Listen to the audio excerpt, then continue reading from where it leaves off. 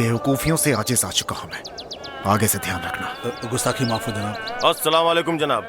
अफजल मियाँ, कहिए खैरियत? हमारी हार ने अखबार की कीमत बढ़ा दी है।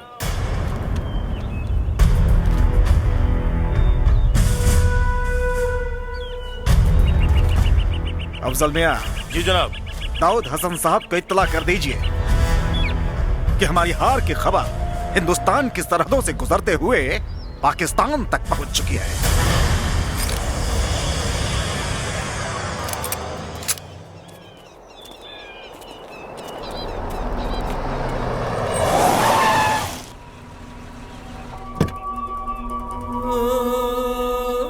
मुल्क किसी जमीन का मोहताज नहीं होता। जमीनें हासिल की जाती है या जीती जाती है। जिन्हें लगता है ये जमीन उनकी है, उसे बताना चाहता है। जो मजहब को नहीं मानता वो काफिर, और काफिर की एक ही सजा होती है, वो है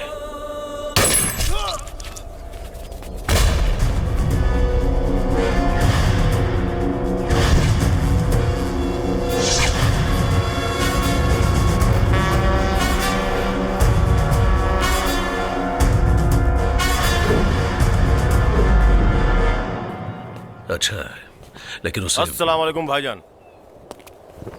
हैदर अली साहब ने आपको याद फरमाया है।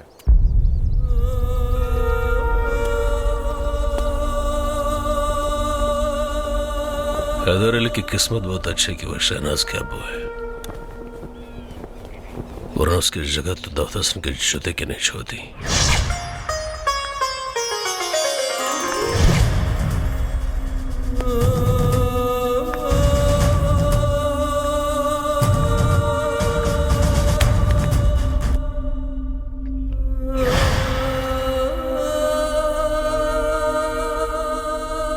शहनाज, जंगल है आपकी आंखों में, जहां कर मैं अपना रास्ता खो जाता हूं।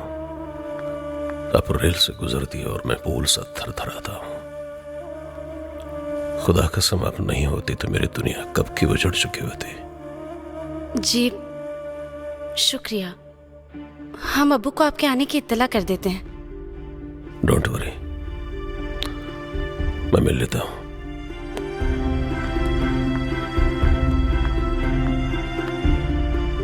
वो बहुत खुशनसीब होते हैं बेटी, जिन्हें इतना चाहने वाला शौहर मिलता है। इस आदमी से नफरत की बू आती है अम्मी। नहीं बेटी, ऐसा नहीं कहते। अपनी सांसों से कह दो कि अपनी जगह बदल लें, क्योंकि आपके अब्बू अपना फैसला नहीं बदलने वाले। और अगर हमारा फैसला बदल गया तो अब्बू? तो उस दिन बदलना जिस दिन हैदर अली और दाऊद हसन से मजबूत हाथ तुम्हें मिल जाए।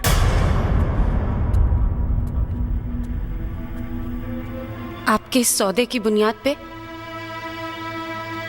आपकी बेटी कुर्बान अब्बू। वाह वाह वाह वाह वाह, सही कहा है किसी ने कि दो शेर एक पिंजड़े में रह ही नहीं सकते। ये तो आपका पिंजड़ा है जो सामने वाले को बर्दाश्त कर लेते हैं, वरना आपकी जगह ऐसे तस्वीर में लटकती नजर आती।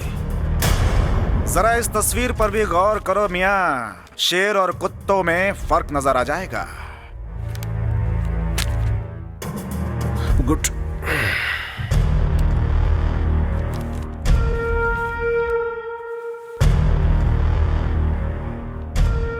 किससे सुनने वाले इतिहास लिखा करते हैं हैदर साहब। इस हार को जीत में तभी बदल दिया जाएगा जिस दिन हिंदुस्तान की बर्बादी का झंडा पाकिस्तान लहराएगा। शास्त्री जी। हाँ नमस्कार। अरे नमस्कार नमस्कार। लें प्रसाद। बैठे बैठे बैठे। हाँ हाँ ठीक बा। प्रणाम चाचा। अरे अरे प्रणाम प्रणाम। कैसन प्रसाद है? अरे भाई, जब से जान बचल बना हम अपन देवता बदल देहनी। शास्त्री जी, जवन देवता हमनी की हिफाजत ना कर सके ओकरा के पूजला से का फायदा। ठीक कहानी भाई साहब, हमू 7 गो एतवार भखले बानी। ए माई, अगर कबीर भैया के एक बार बेटा बना लेते तो इतवार सोमवार के झंझट खत्म। छोड़ ना नैना, अपना खेत के मरचा ढेर तीत लागेला। अरे मुझे से फेंक ला। अरे राम राम राम राम।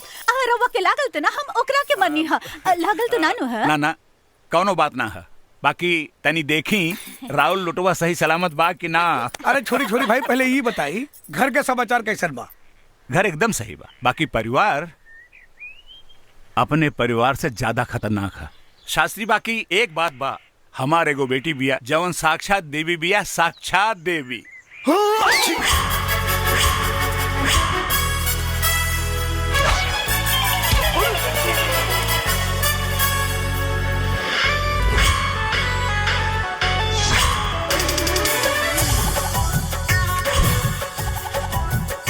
काहे मरलू है? बॉडी के मजबूती देखत रहनी है। अरे तो तोरा बॉडी की मजबूती चेक करे खातिर के यह जगह मिलल हा? तो जगह बदल के देखी। अरे पहरावा पोशाक एकदम शालीनता के साथ।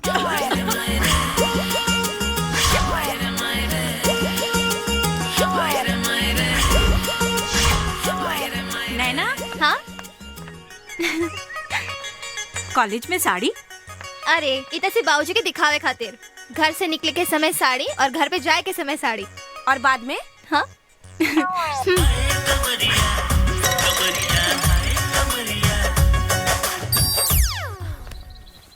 कोमल हमार सहेली बाड़ी, हमरा के मालूम बा उनका शालीनता के बारे में। अरे बेटी, आइयो दादा। चाचा जब कह रहल बारन तो सही कह रहल होइहन। चल चल हम तोरा के दिखाओ तानी। चल। अरे हमरा के बेकूफ बुझता रे। चल देख।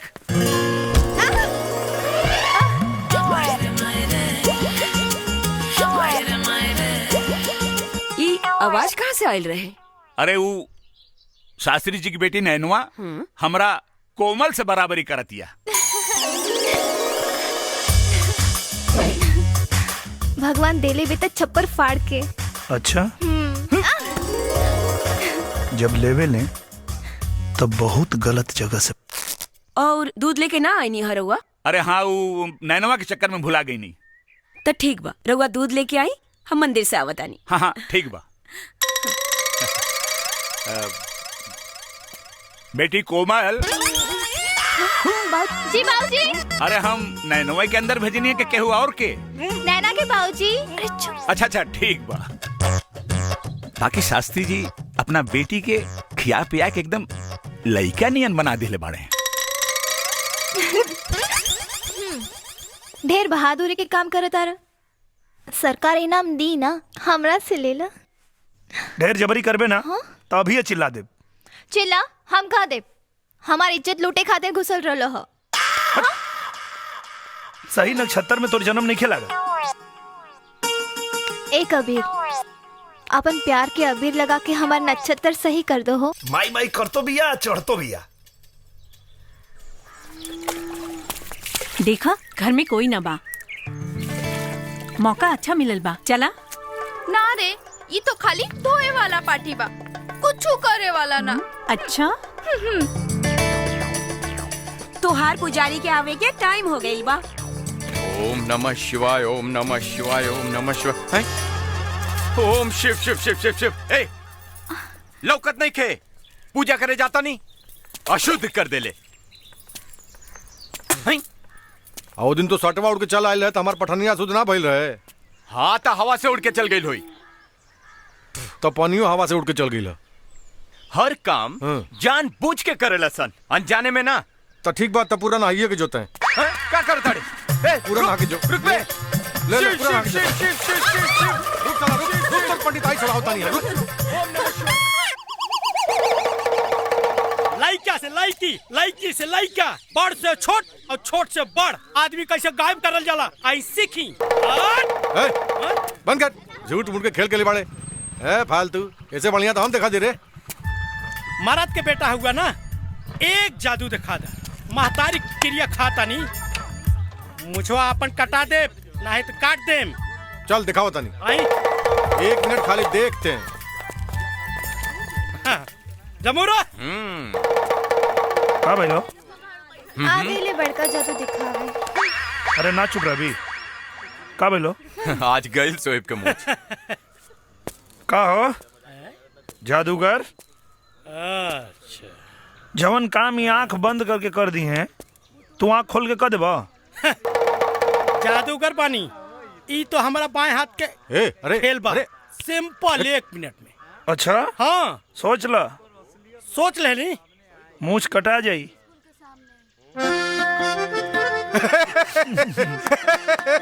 बारे वाह गजब आइडिया दिलेगा भाई। आज से तोहरा के जीतल जरूरी बा भाई काहे कि आई तोहार मूछ बड़ी सही लगता। ई कहा हो मरचा के पाउडर। मरचा का पाउडर ई का होई? ये आंख बंद करके डली है आ तू आंख खोल के डलबा। आंख खोल के? हाँ ये न शर्त लागल रहल हा। ना हुसैन अस्तूरा लिया ना ना। अरे कटवा ले महंगा पड़ी।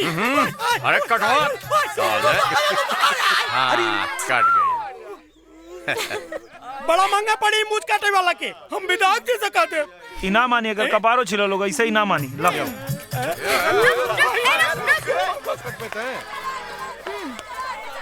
जादूगर हा कहीं मशीन ना गायब कर देवे। पागल है का रे? कमाल है विधायक जी हम इतना विधायक देखनी बाकी रउआ जैसन विधायक कबो ना देखनी।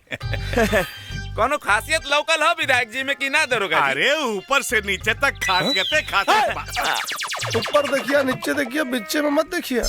काहे रह दी जाए दी इतवार हो या सोमवार विधायक जी के घर में हमेशा लागल रहेला दरबार।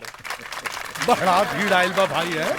हाँ। शुक्ला जी हाँ जी की जनता से पूछी समस्या का बा उनके। सर राउर जे समस्या बा एक एक करके विधायक जी के पास आवा बतावा आवा आजा आगे आजा। अब विधायक जी के अपन समस्या बतावा बताओ बताओ। सरकार पिछले इलेक्शन में कहले रहनी कि नहर में पानी आ जाई नहर में पानी अभी ले ना आइल ऐसे जनता का परेशानी होता। आओ आओ आओ आओ जा विधायक जी के लगे जाए और धर्म समस्या का समाधान करी। शुक्ला जी चालू रही। हाँ। घर कहाँ पड़ी बाबू तार? आराम से पी बाबू। पानी पी ले। कितना पानी चाहिए तुझे? पानी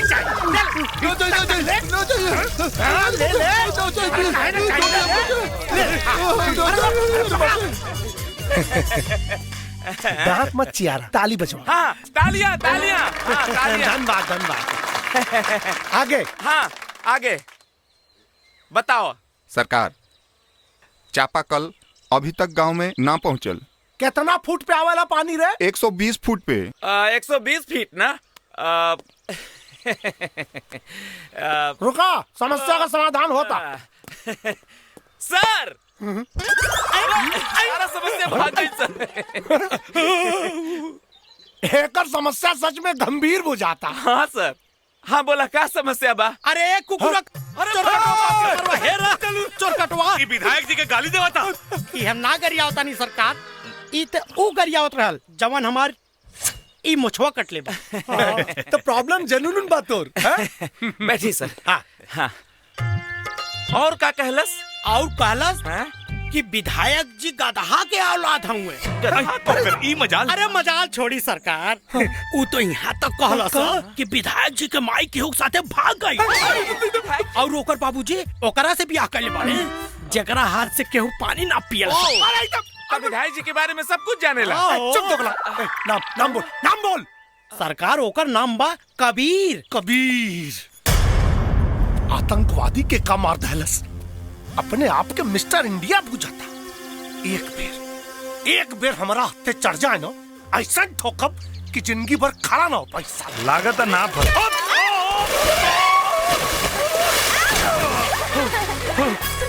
कार्य नरी ठोक दली।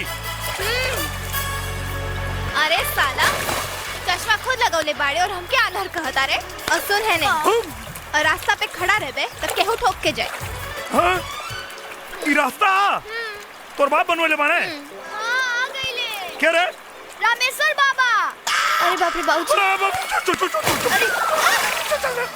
बाबा प्रणाम। खुश रह बेटा खुश रह। हुसैन बेटा यहाँ क्या करत बाड़ा? मछली पकड़ा तानी। अच्छा मछली पकड़ता रहा। अब तू का करता है? लगा था कबीर चाचा के मछली के मगरमच्छ पकड़ ले ली बिया।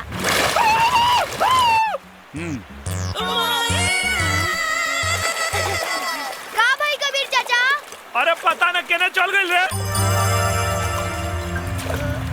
अरे वहाँ बाड़ी। अरे ए लड़की कम विपद ज्यादा है।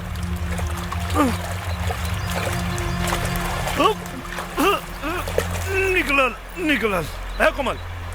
कोमल अरे उठना रे। ए देखना लागत है पानी पी ले भैया। तो निकालो। कहाँ निकला था? अरे पीठ पे दबाइले से पानी निकली। पेट पे दबाओ। पेट पे? हाँ दबाओ। सुना मुंह में फूका तो हवा अंदर जाई तो पानी बाहर आई। फूका। क्या बात करता है? हाँ फूका। फूकला से पानी बाहर निकली? हाँ। फूका ना तो मर जाई। फूका। अच्छा उन्हें देख। अरे मुंह से मुंह लगा के फूका। दूर से थोड़े।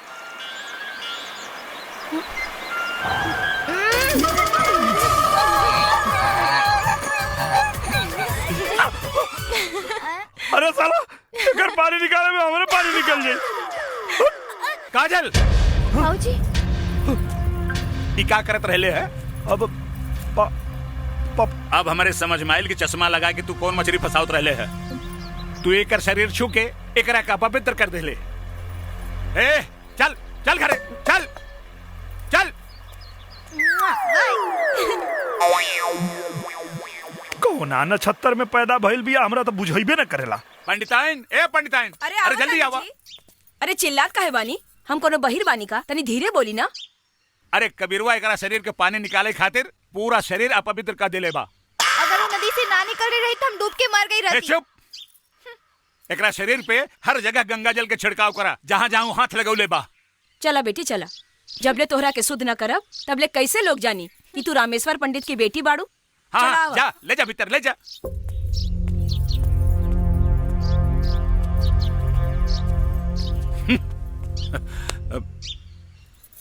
कोमल हमके तू ई बतावा कहाँ कहाँ हाथ लगावले बतो के?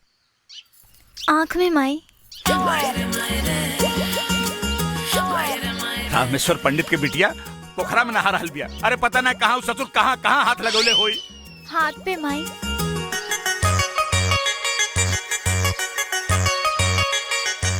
ए सुनाई ना। अरे गंगा जल डाल के अच्छी तरह से नहवैया करा के। ओठ पे माई। अरे कोनो तो ऐसा जगह होई जहाँ तोहरा के छुवले ना होई। ऐसा कौनो जगह नहीं थी जहाँ वो छूले ना होई। चुप। तोहरा बाप बेटी के फेरा में ना हमार धर्म नष्ट हो जाए।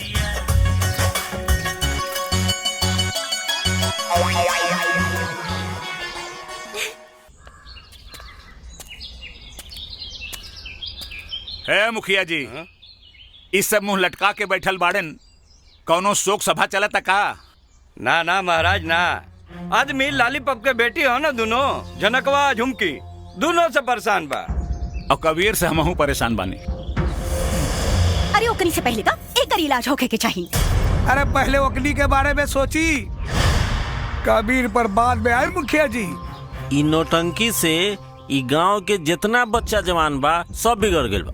अरे तो ओकनी के पकड़ के लिया के इ पंचायत में 4 थप्पड़ रसीद करा सारी नौटंकी समझ में आ जाई। हाँ पर लेके आई के कबीर तो हो गई। तब चला बचल खेला पंचायत में खेलिया। अच्छा ढेर बोलबे तो पान खा के थूक दे। सारा ड्रेस के डिजाइन बिगड़ जाए। हाँ? काले रही ना ये हमारा बस के काम नहीं खे। बना दे रस ना इज्जत की गुटका। और कुछ दो स्टेज पर कह देनी कि नौटंकी बंद मतलब बंद। ओ नौटंकी केकरो बाप से बंद ना होई। झुमकी के बहिन है जनक कुमारी महतो हमार नाम। अच्छा बुझला? पंचायत से बुला बाबा। चला इज्जत से आज ही लोग न तब बेइज्जत करके ले जाए के पड़ी। चलो हमनी का होई जनक? अरे कुछ ना, इनके विधायक की टोपी ना हमार चोलिया में बसल बा। तू बस देखत जा, तनकी सा जोर लगाए कि सारा पंचायत उनका धोती में घुस जाए। लड़की नमस्ते विधायक जी। नमस्ते। नमस्ते नमस्ते। एगो समस्या बा। जमाना कितना खराब बा विधायक जी, सुंदर लड़की भी समस्या में फंस जाता रही। का समस्या बता? गुलाबो गुलाबो ना, झनक नाम बा सरकार। अब रवा बीच में ना बोली विधायक। बोला था भाई हुआ का? अरे ना ना ना, दलाल हुए का? चुप दोगला। अरे लड़की है कौन ना? वो का हो, हम और हमार बहन खुद के सिनेमा बना के दिखावत रहनी है, पर का करी, ये गांव वाला चाहता रन कि बंद कर दी। ब्लू फिल्म दिखावत रहलू का? ब्लू सिनेमा ना, शुद्ध देसी नौटंकी सरकार। अरे दोगला, भाई दलाल की बोल के बीच में ना बोले। समझाता नहीं सर। भाई साहब रवा चुप रही ना, विधायक जी के रोमांटिक मीटिंग चल रहा बा, कह रही हूँ सर। काम हो जाए, लेकिन बदला में हमारा के सनीमा दिखावे के पड़ी। हाँ मुफ्त में तकान यहाँ लिया हुआ, समस्या का निदान बताओ तानी। हाँ ना समझ लू का? ना पागली। ई का? अच्छा अरे ई का करे तारा? ना समझ में आयल का? मैं बुरबा का बिया का रे।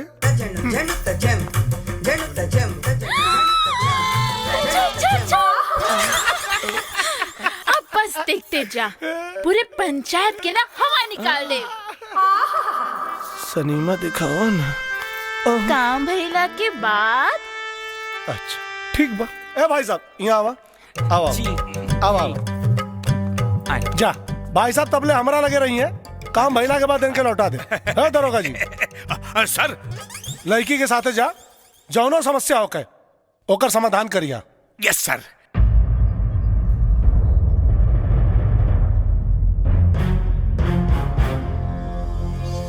समस्या का बा? अरे देखत नहीं की का, जम्हाई लेत समय हमार हाथ ऊपर चल गई बा, और अब डॉक्टर कहता कि खूब खर्चा लागी, ऊपर से हमार दीदी के शादी के खर्चा। दे दी लोगन, नौटंकी बंद। अरे जा दी, देखी ना भगवान खुद ही का नौटंकी बंद करा देलन। अरे अरे ऐसे कैसे? हम ना नाच सका, पर हमार दीदिया तो नाच सकतिया ना। अब इलाज और पेट भरे खातिर कुछ तो करे के ही पड़ी। इज्जत बेच के अपन पेट भरवे का? ए, इज्जत हमार जाता तो तोनी के काहे फटता? जबान संभाल के बात कर, ये पंचायत है, तोर घर ना। हमरा घर के बारे में कुछ मत बोलो, अनाथ कही के। धनक और जोर से बोली, सड़क से उठावल लड़का के बाप ना कहा जाए। कबीर हमार बेटा, हमार बेटा। अच्छा तो एक बेर बस काकी कह देस ना, तो काल से नौटंकी बंद, ना ही तब बंद करे के खर्चा रउआ लोगन के जेब से निकाल ले। माई एक बार कह दे कि कबीर भैया तुहार बेटा हवन। झूठ बोल के हम नरक में जगह न बनाई। पति के अवहेलना कैला से स्वर्ग में जगह ना मिल जाए। बोल, तोरा नौटंकी बंद करे खातिर कितना पैसा चाहिए? 5 लाख। और अगर तोर बीमारी झूठ निकलल तब? 5 लाख ईदी। ठीक बा, लेकिन रउआ पैसा का इंतजाम ना कईनी तब पगड़ी उतार के चप्पल के झाड़न बना ले। कबीर बेटा, जब आपन आपन न हो सकेला तो गैर भला कैसे आपन हो सकेला? बाकी 5 लाख के व्यवस्था कहाँ से होगी? पंडित जी, जबान हारल बानी, अपने आप के बेच दे, बाकी अपन पगड़ी के केहू के चप्पल के धूल के झाड़न न बने दे। ए बाबूजी, हमारा शरीर के कण कण आपके कर्जदार बा। इस शरीर पे पंडित दीनानाथ शास्त्री के हाथ लगल बा। अगर ये बिकैबो करी तब 5 लाख से ज्यादा में कम में ना। शाबाश बेटा। अरे समस्या से निकाले में ही दरोगा हमने ये फंसा देलस। खोल के बतावा सर। हाँ मतलब खोल के बतावा, बात बुझाई ना। अरे मास्टर जी 5 लाख देवे खातिर तैयार हो गए। पर ई दरोगा बीच में टपक के ई कहले कि अगर झूठ पकड़ा गई तब 5 लाख हम दे। एक मिनट हटा। का दरोगा? अरे दरोगा ना साले दोगला बड़े। का जरूरत रहो जब? अरे समझावा, तू ही एक समझदार आदमी बड़ा बस। हाँ सुनी, बात अगर बिगड़ जाये नू तो विधायक जी बनी खुद अपन 5 लाख रुपया रहुआ के दे दे। बीच में बोला के क्या खाला सा बीच में बोला के? ए हमार गुलाब, अब दिखावा ना सनीमा। समस्या से निकलने के बाद बुझनी हम अबो कहता नहीं ई मास्टरवा 5 लाख रुपया दी कहाँ से? मास्टरवा अब अपना बिटिया के बेचे या बेटा के फूलचंद पाणे के जाल में तब फंस गए लोग। अब बीवी का मोबाइल मिल गई बा तो ढेर पकड़ करबे। हैं? चल फोन रख। नमस्ते मुखिया जी, सरपंच जी नमस्ते। ली विधायक जी बैठी। कहा चच्चा, का जरूरत है और नौटंकी वाली के मुंह लगौले के? 5 लाख रुपया कहाँ से देबा? नौटंकी कैले बिया और नौटंकी के कोनो पैसा ना होला। तोहनी के कैसे मालूम कि वो नौटंकी कैले बिया? अरे बीच में मत बोला सन। बैठ जाइए। सॉरी सर, बैठ जाइए सर। चच्चा अगर बीमारियां सही निकल गई तब का करबा? 5 लाख रुपया दिया ही। अगर झूठ निकलल तब? तो 10 लाख रुपया विधायक जी दे दी हैं। Sorry sorry. पैसा तोहनी जैसन लालची आदमी के लालच है और यहाँ बात मान सम्मान के बाद कुछ और बोला। अच्छा कुछ और? हाँ, शास्त्री जी का जूता और हमार सर।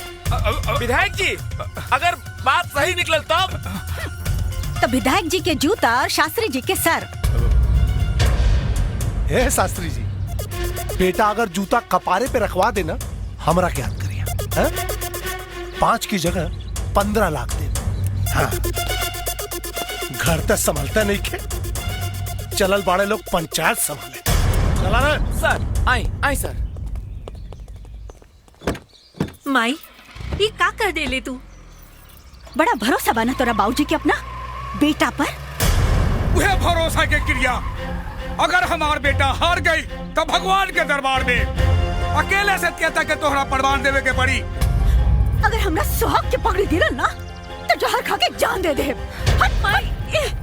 माई काकी। अरे मर्दे, उदासी ना ठीक लागेला तोरा चेहरा पर। कबो कबो कोनो बात दिल में भाला के तरह चुभ जाला यार। ओकरा खातिर एगो रास्ता बा हमरे पास। पंडियो जी के सहमति बा और ऊपर सोचबा तो एकदम सही रास्ता निकल आई। कौन रास्ता? कोमल से ब्याह कर लो। कर तो ले यार, लेकिन हमरा जीवन में औरत के प्यार नहीं के क्यों जन्मा के दरगाह पे फेंक दिया, क्यों अपना के प्यार न दिया। कोमल से जान से बढ़ के प्यार करी ले,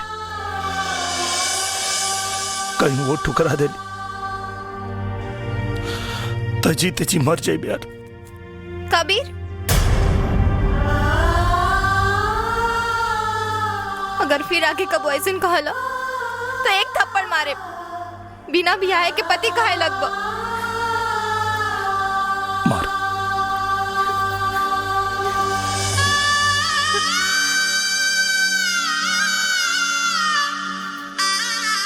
बस साथ जिए के वादा कर, तो हर चरण की धूल मांग के सिंदूर बना ले।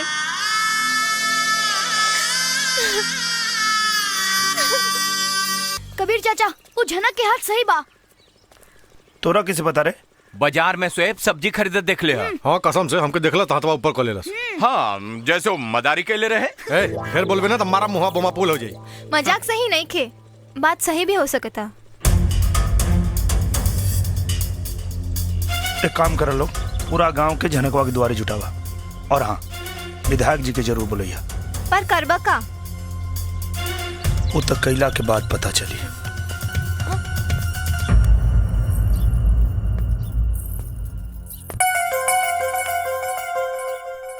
नौटंकी करत तारी। देखो कबीर, पास मत आवा। कबीर देखो, हमरा के छुओ मत, ना तो हम बाबूजी के बुला देब।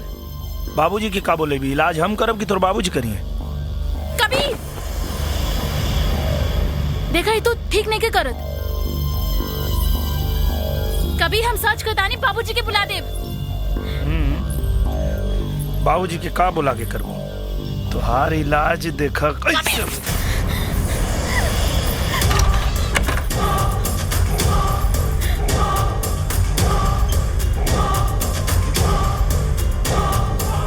चल बताओ, हकीकत का बा?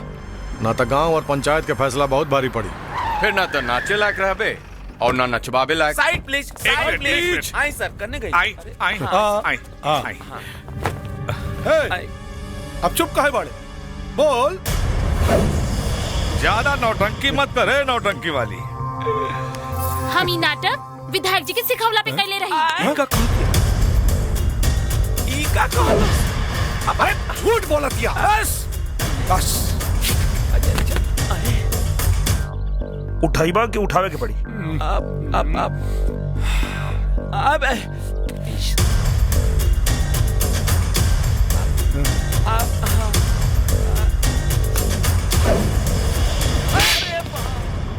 एक बात कान खोल के सुन ले, जवन बूढ़ बाप के जवान बेटा होके ना, ओकरा के कब्बो कमजोर समझे के गलती मत करी है।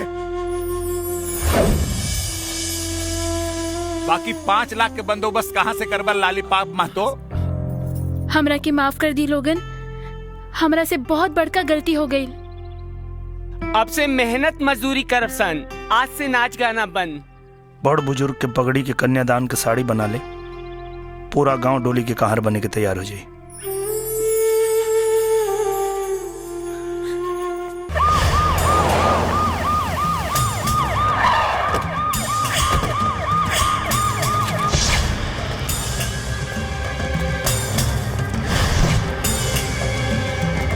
जीजा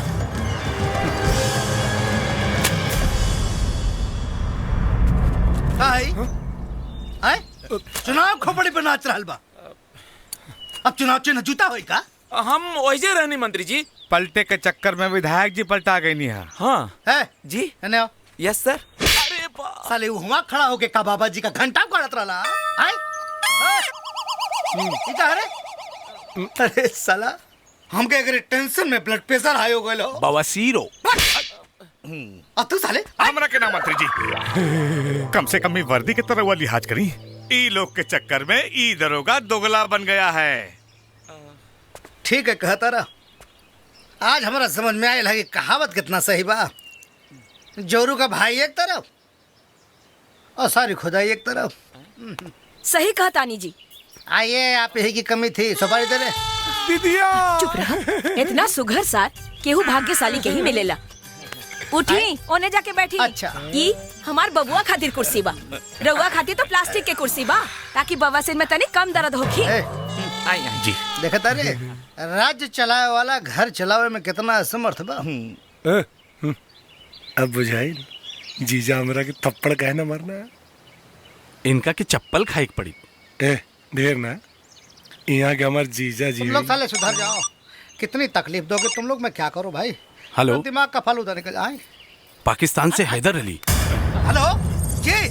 हाँ हाँ जी जी। हाँ हैदर अली साहब, वालेकुम प्रणाम। वालेकुम सलाम चौबे जी, कहिए सब खैरियत? जी जनाब, हिंदुस्तान प्रगति कर रहा है। चुनाव नजदीक है। अब अगर जनता की सहानुभूति मिल जाती तो चुनाव तो हम ऐसे ही जीत जाते। सहानुभूति ठीक है, चलिए कर ही देते हैं हंगामा। दिन और तारीख आपका और काम हमारा। अरे जनाब शुक्रिया। तो लीजिए लगे हाथ, दाऊद हसन साहब से बात कर लीजिए। हाँ दीजिए दीजिए। वालेकुम प्रणाम हुजूर। 14 अगस्त का जवाब होगा, 20 दिसंबर।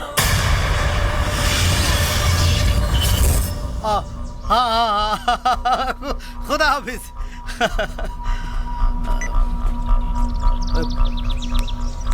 देखला हिंदुस्तान में रह के डीलिंग पाकिस्तान से करीला। अरे ता जीजा के कर बाड़ा जुत्ता खाए वाले के दीदिया। दीदिया कहाँ बाड़ा बता रही।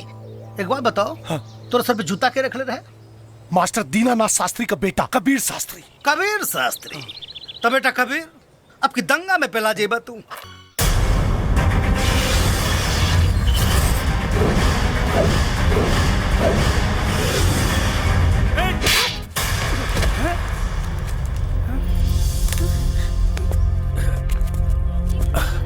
कबीर कहा बात बात तिवारी जी? ए शास्त्री जी, अपने सड़क सुठावल माटी आज हमारा बेटी के मांग के सिंदूर बने का सपना देख रहा बा। स्वीकार कर ला, काहे की कबीर से बड़ा सपना देखे के औकात तोहरा में नहीं खे। ता ठीक बा, बस एक जात बता दा ता तोहार औकात हमारा औकात के बराबर हो जाई। बस हम अपना बेहरारू के कारण बेबस बानी, वरना दीनानाथ शास्त्री का औकात रामेश्वर तिवारी से कहीं ऊपर बा। ए शास्त्री जी, जे मारा जिंदगी भर अपना पत्नी के सामने बेबस रहे, ओकर पोसल लइका हमारा बेटी के हाथ ना पकड़ सकेला। अरे लइका के मजबूती के पता ओकरी माँ के कोख और बाप के मूछ के नोक से होला। हाँ तो नजर उठा के देख ली ओकरा महतारी के कोख और ओकरा बाप के मूछ के नोक के। अगर मान मर्यादा के ख्याल न रहित ना तो राहुल बेटी के कब के अपन महतारी के पतो बना के रख देले रही। गायत्री भाभी खबरदार, खबरदार, अगर हमरा बेटा के अनाथ कहानी तो जुबान खींच ले।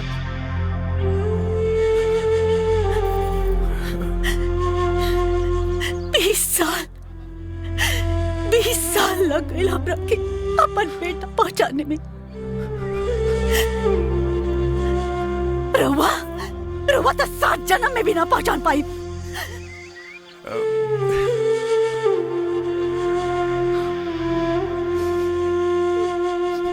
माई बेटा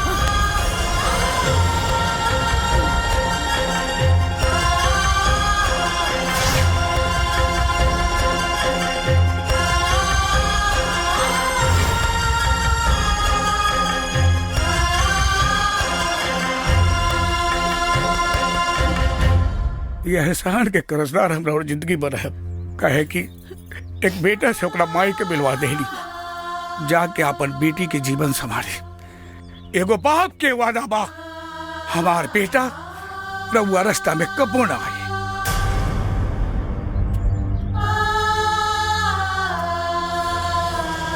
बाबूजी रवा रोवा तानी। रे नारे पगली, इतना खुशी के आंसू बा। ब्याहे के 25 साल बाद पंडित दीनानाथ शास्त्री के परिवार पंडित रामेश्वर तिवारी के वजह से आज पूरा भइल।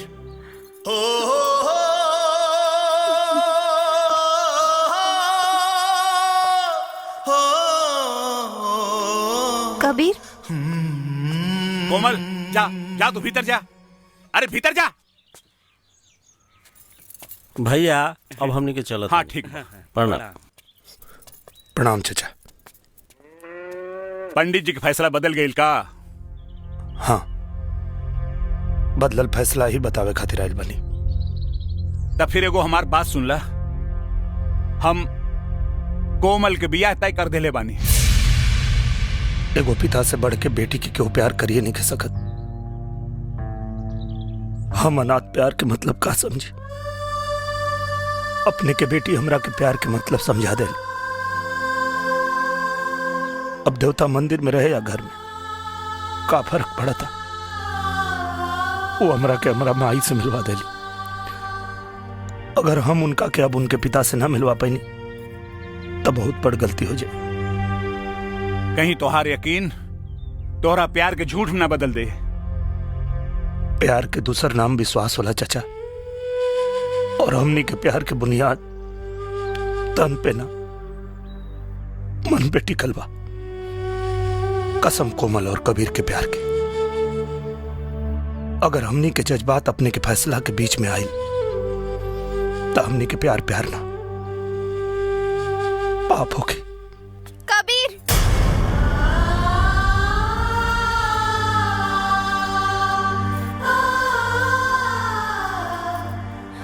औरत के भाग्य के फैसला हमेशा मर्द ही करेला।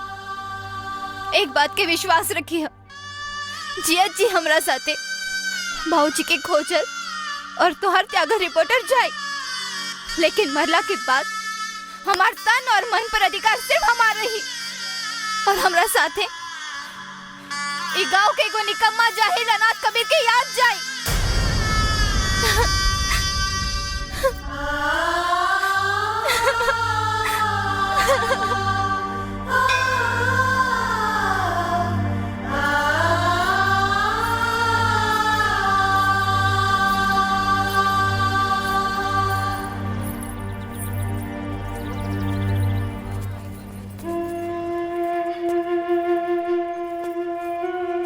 एगो एहसान करी हो, सिंदूरदान के समय हमरा सामने मत रही हो, ना तो जिए तो जी मर जाए।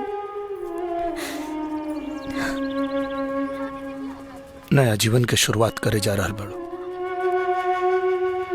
तो के हमार उम्र लग जाए। मरे से पहले तो तोहरा दुल्हन के जरूर देखब, हमरा से सुंदर बाड़ी की कम, काहे कि ई दुल्हन के जोड़ा तोहरा सम्मान खातिर पहनले बानी।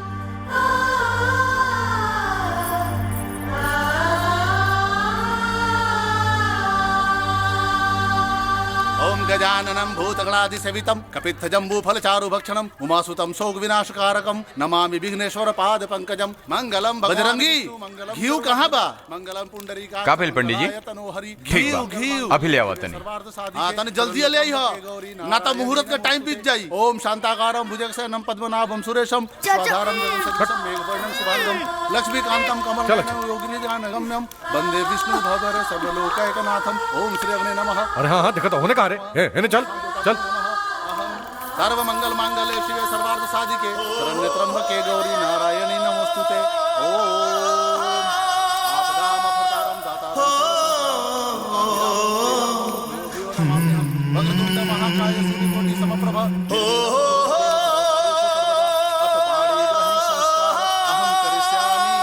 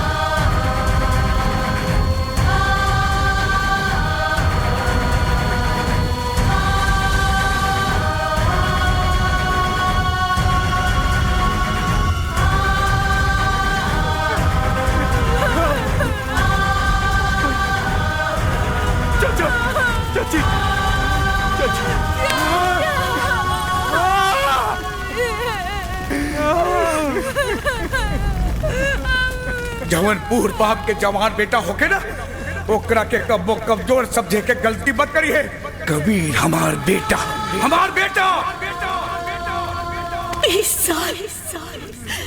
20 साल लग गए हमरा के अपन बेटा पहचानने में। लेना चाचा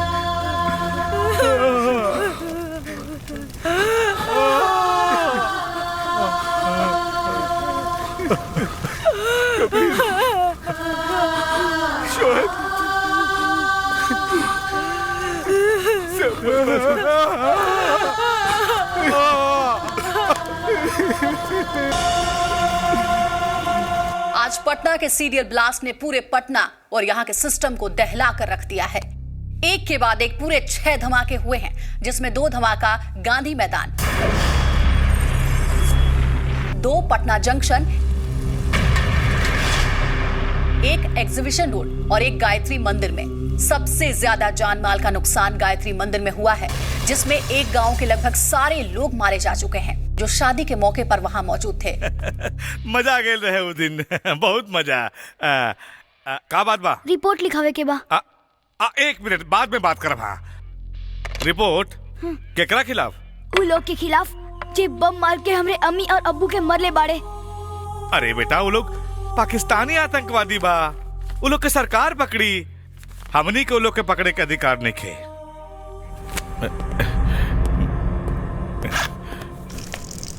अरे ये क्या करत रे रे? हैं? अरे साहब देखिए मुंह तता। ई का कइले? हमार अब्बू कहत रहे जे थाना में थानेदार रह के थानेदारी ना करे उ थाना ना पेशाब खाना होला। साले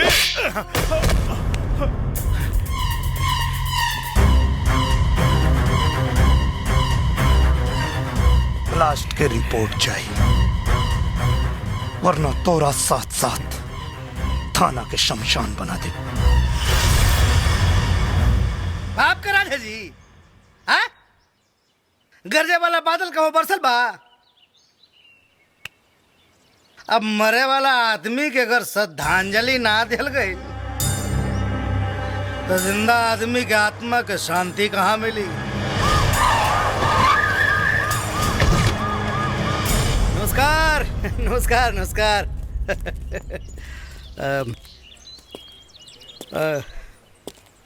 नाराजगी जाहिर बा, हम बूझ रहल बानी, बाकी मुआवजा के रकम बहुत जल्द पहुंचावे के हम कोशिश कर रहल बानी। मुआवजा के रकम पहुंचला से मरे वाला वापस आ जाई ना? ये तो हम अच्छी तरह से जानता नहीं। क्या नाम है तुम्हारा? कबीर। तो थाना के फूंक के और दरोगा के मार के मरल आदमी को तू जिंदा कर ले?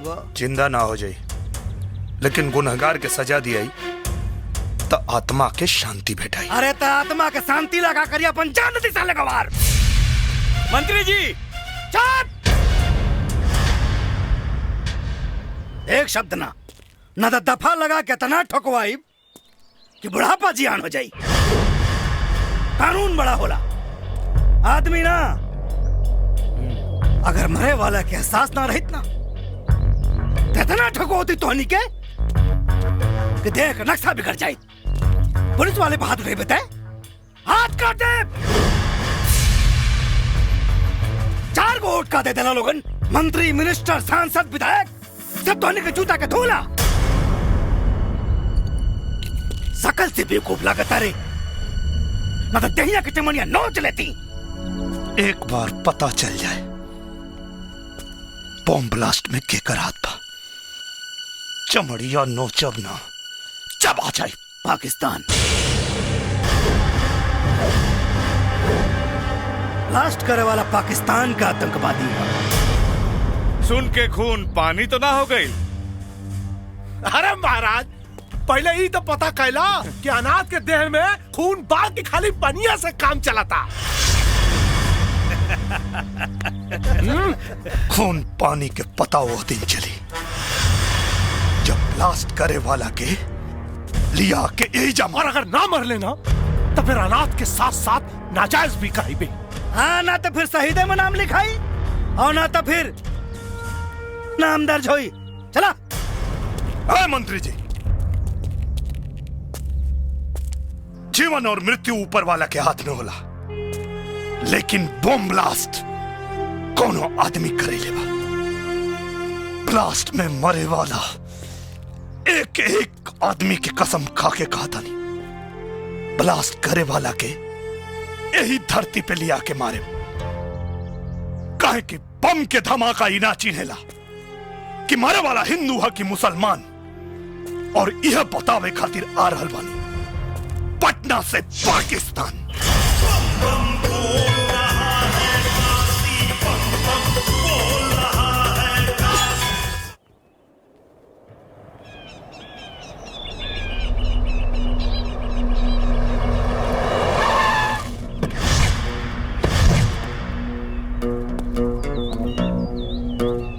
इस बदतमीजी पर एक दूतो। रिपोर्ट लिखने के पहले गोली मार देंगे।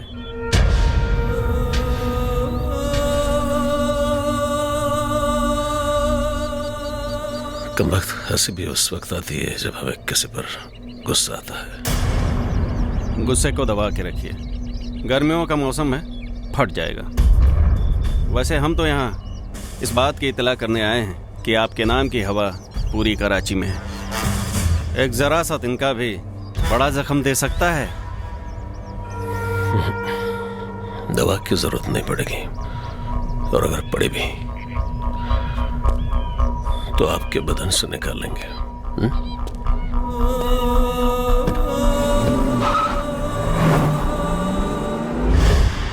एक सबूत मिल जाए फिर तो ऐसी चोट दूंगा कि उड़ते हुए पत्तों से भी डर लगेगा।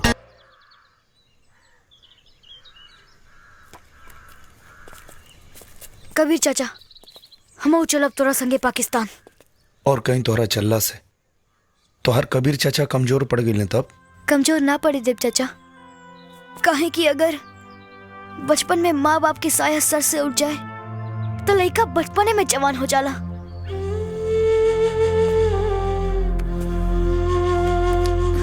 हम कुछ न कहब, बस एक बार हमहू पाकिस्तान देखे के चाहता नहीं। ना साला, यह तो देखे के बाद कि खैरात में दिहल जमीन के माटी के ताकत हमनी के माटी से ज्यादा ताकतवर कैसे हो गई। ठीक बा।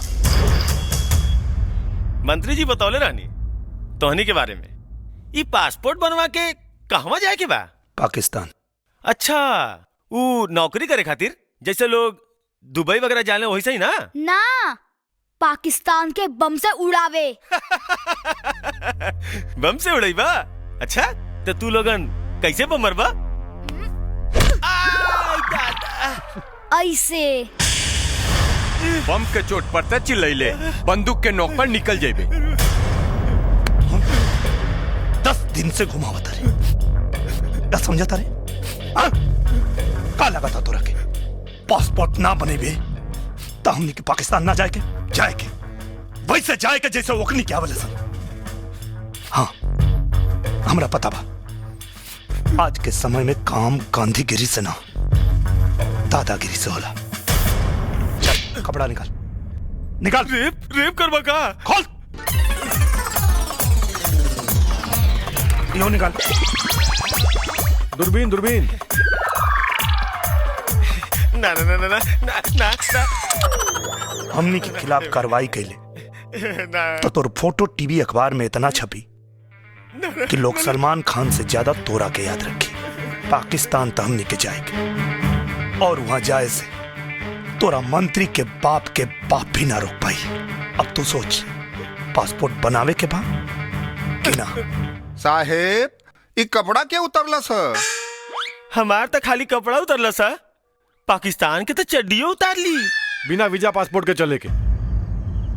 अरे यार, बिना वीजा पासपोर्ट के जाइबा तो हमनी में और ओकनी में अंतर का रही? कबीर, अरे जनक, एगो बात कहे के चाहता नहीं। का? शायद वो बात के वजह से वो एहसान के बदला चुका सकी जौन एक नौटंकी वाली के सही रास्ता पे लिया दिलस। बतावा। देखा 20 तारीख के मंत्री जी के जन्मदिन बा। हम मंत्री जी और विधायक जी के खूब निम्मन से जाने तानी। अगर वो लोग पकड़ा गए ना तो पाकिस्तान का अमेरिका पहुंचा दी लोग। वो कैसे? आदमी शराब कबाब और सबाब के सामने कैसे नंगा होला?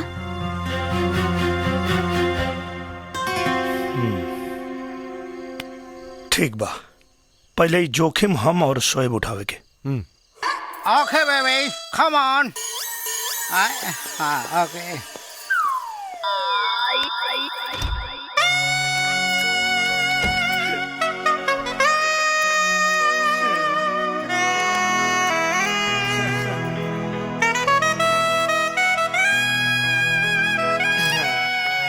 काहे के बुलाऊनी हो? तो हर बलात्कार करेगा। माई दे।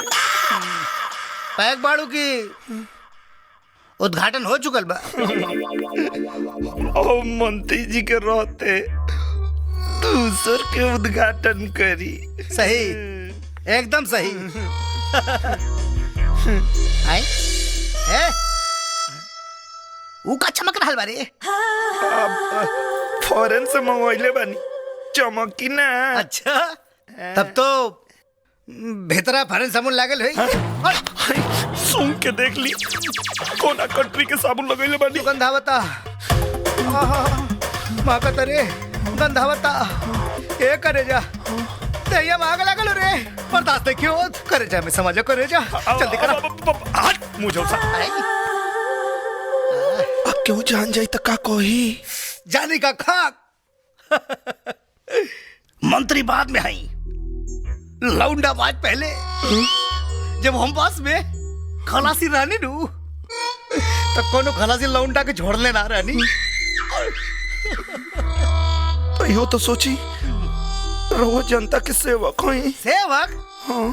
जनता मतलब बेवकूफ, एक नंबर का गधा।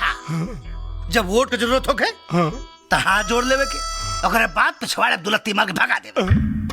जान फालतू बात करने के समय ना, जल्दी से आजा, जल्दी से आजा, करे जा, मैं सब आजा, जल्दी से चलो। विधायक जी के पता चली तो मैं विधायक ससुरा हम उस बड़ा लागल होई कत्तो कीर्तन थोड़ा करत होई।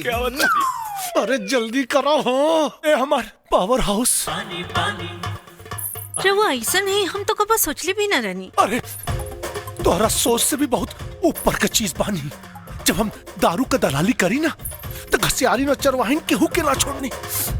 3 बेर रेप के केस में भीतर जाके बाहर आ चुकल बानी। चरित्रहीन नंबर 1 कहा था, लिख के दे दी हो ना। पहले उठक बैठक करी।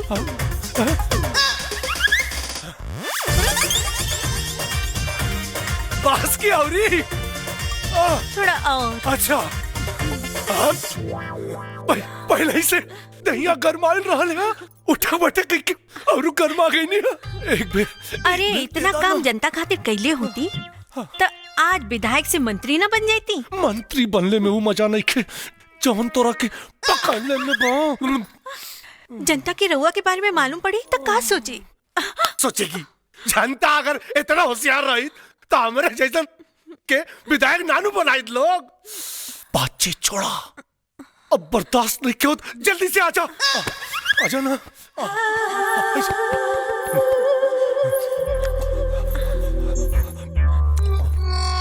हम अगर रउआ लगे आइब तो रउआ बीमार हो जाए। कहे हो? मलेरिया बाकी फलेरिया? एड्स बा। जीजा! ए जीजा! कुछ छपल? इतना छपल बा कि नेताजी के और मंत्री जी के लंगोट जल के राख हो जाई। ले जाके दे आओ। ये कहा भैया? वो लोग के कर्म कुंडली है। आए कहा पहलवान जी, ये हाफ टिकट लगे कहाँ घूमत रहा? संग्रामपुर पंचायत से वो लोग के कर्म कुंडली आइल बा। कर्म कुंडली? हैली सीढ़ी देख ली। कबीर भैया पंचायत में इंतजार करा तरन।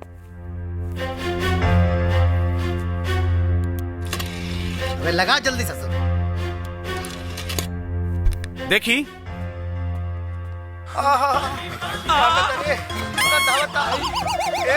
जीजा मतलब बेवकूफ एक नंबर का गधा जब वोट की जरूरत है। हे जीजा अरे तू तो नेता से अभिनेता बन गई ना। अरे साले जहाँ बंद कर पर पांच तलाक हो जाए पकड़ ले मैं मालूम पड़ी तो क्या सोची? अरे साले बात का सागर इतना होशियार रही। अरे साले माई की पेटवा में कैसे रले साले।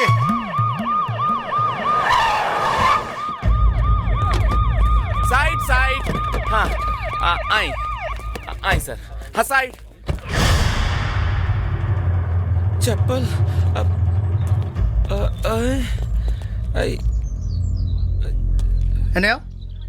ये सब कहा रे?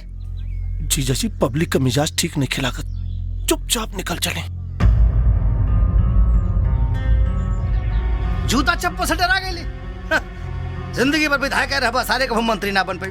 जियो शेर जीजा जी हम रहुआ के प्रधानमंत्री बनल देखल चाहता नहीं और वो आगे बढ़ी। हाँ जाए चुपचाप आगे बढ़ो जाके बात करा से। का भाई कबीर कहा नौटंकी होता है सब है? यही जगह बतीबा के अंदर चल के बताई।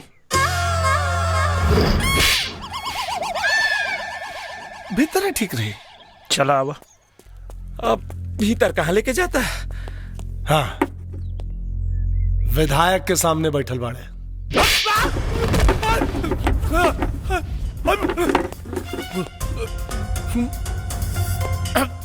विधायक के सामने ना नालायक के सामने बैठल बनी वो सबूत के साथ। समझ में आई? हाँ, अब सब समझ में आ गए। अब सही आदमी भैया सही काम न करी। हाँ, सही सोच ले होगा जीजा जी के भेज रहा पानी। अब भैया जवन काम मंत्री जी कर सकन है और मैं विधायक के काव का काम हो जाए भैया पक्का। हाँ, आ गई। अभिलम्हा के कड़ुआ तेल ढेर फैलत रहना कुल है गड़ी दुइये मिनट में निकाल जानी है। वो आवाज कैसन आइल है? रजिस्टर गिरला के अच्छा रजिस्टर समस्या बढ़ बाओ हम ठहरनी विधायक रहुआ मंत्री 2 मिनट में सुलझा दे जाए। ओके डोंट वरी।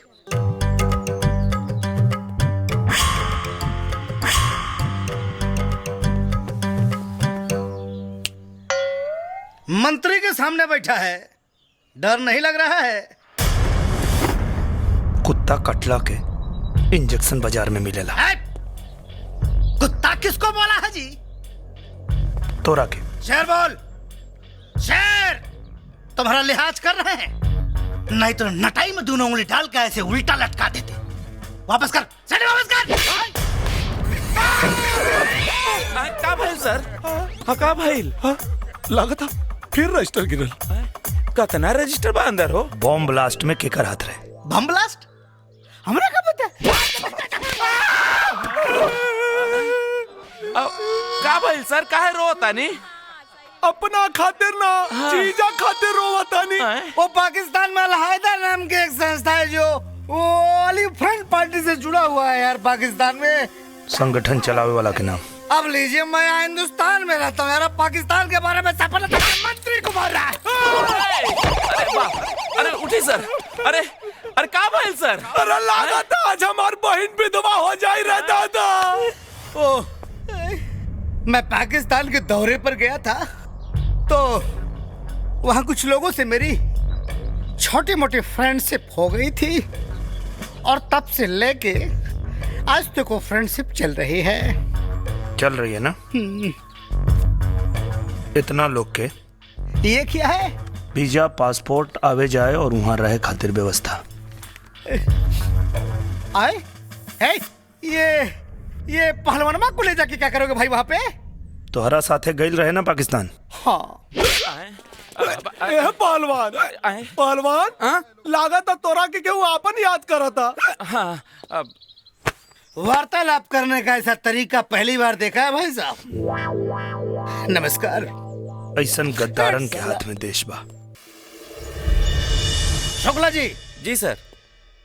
आप वीजा और पासपोर्ट रेडी करवाइए। यस सर। और अनहनन सारन के ना पाकिस्तान बाई रोड भेजे के हो। यस सर। हाँ और हाँ, हैदर अली को फोन लगाओ। यस सर। है और पहलवानों को वीजा पासपोर्ट बनवाता था। हमार काहेला? बाद में बताएंगे। हाँ हेलो हेलो मंत्री जी बात। हाँ हाँ हाँ जी। सलाम जनाब। अरे वालेकुम प्रणाम। और बताइए सब खैरियत? सब मजे में मजे में। इन धमाकों से कुछ चुनावी फायदे नजर आए? अरे जीजा क्यों जी नहीं? का चेहरा देख ली खुदा पता चल जाई। चुप। हाँ जी जी, आप क्यों? फायदे की बात, हमारा फायदा तो हो ही रहा है। हम तो आपके फायदे के बारे में सोच रहे हैं। क्यों मजाक कर रहे हैं जनाब? पहला मिशन जिसने फेल किया है उसे हम आपके हवाले करने की सोच रहे हैं। जी तो चाहता है क्या कि जुबान चूम लूं। हम गुड़ से भरा हुआ ट्रक आपके यहाँ भेजेंगे। इधर का कागज हम तैयार कर लेंगे, उधर का आप कर लीजिएगा। लेकिन ले जाने वाला लौट कर वापस नहीं आना चाहिए जनाब। भेजिए। खुदा हाफिज। खुदा हाफिज। दाऊद हसन साहब। अस्सलाम वालेकुम। हैदर साहब सब खैरियत में? सब खैरियत जनाब। लाजवाब खबर लाया हूँ। शहनाज की सगाई की तारीख बताने आए हैं। उससे भी उम्दा 14 जुलाई को जिस शख्स ने आपको शिकस्त दी थी उस नामुराद को आपके हवाले करने आया हूं।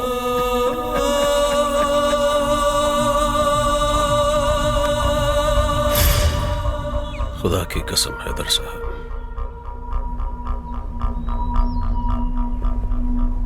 उसकी मौत देखने लायक होगी। शुक्ला सर। सारे कागजात, पासपोर्ट, वीजा और पाकिस्तानी करेंसीज कबीर को हैंड ओवर करो। सर हैला ई बा वीजा के कागजात, हई रहल पासपोर्ट, हई रहल कैश। आएगा जरूर लेकिन वापस नहीं जाएगा। पाकिस्तान के दामन को जो दाग लगा है कि पाकिस्तान आतंकवादियों को हिंदुस्तान भेजता है, वो दाग हमेशा के लिए मिटाऊंगा। बल्कि दुनिया को बताऊंगा कि हिंदुस्तान अपने आतंकवादियों को पाकिस्तान भेजता है। का ई सब हो?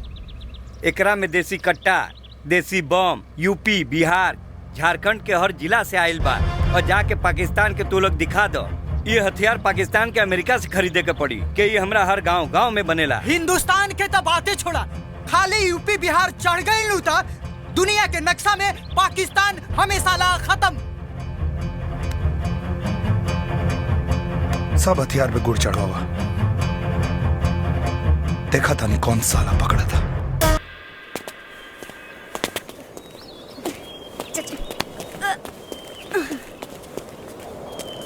तुम सब में कबीर कौन है?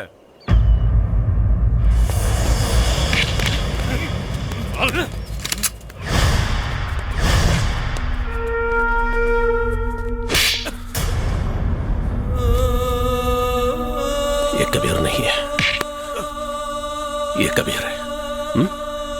ये कबीर है।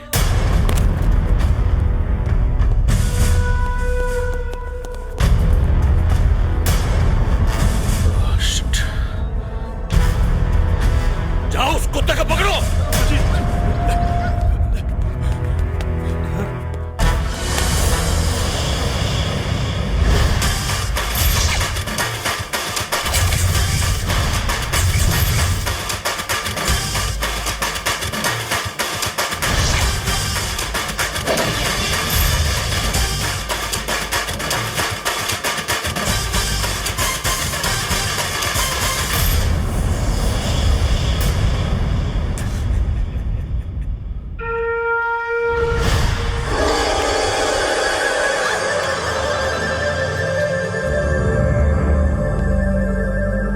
जान के सौदागर। अगर मर्द का बच्चा है तो माशुका की हिफाजत करके दिखा।